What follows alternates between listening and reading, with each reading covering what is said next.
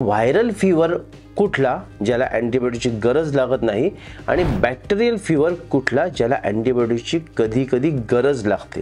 Viral fever जो असतो ना तो येतो आणि तो स्वतःच निघूनही जातो। त्यावेळेला फक्त टेम्परेचर जास्त वाढणार नाही याची आपल्याला काळजी घेणं गरजेचं असतं। आणि दुसरा म्हणजे बॅक्टेरियल फीवर जो की बॅक्टेरिया इन्फेक्शन झाल्यामुळे होतो। त्या फीवर मध्ये त्या बॅक्टेरियाला मारण्यासाठी आपल्याला उपचार हे करावे लागतात आणि अशा वेळेला आपल्याला अँटीबायोटिकची मदत घेण्याची कधी-कधी गरज पडू शकते। ताप हा कुठल्या प्रकारचा आहे हे डायग्नोसिस करणं गरजेचं असतं की ज्या वेळेला ताप येतो ना त्यावेळेला व्हायरल फीवर जर असेल तर तो सुरुवातीला जो ताप येतो ना तोच हाय ग्रेड फीवर असतो।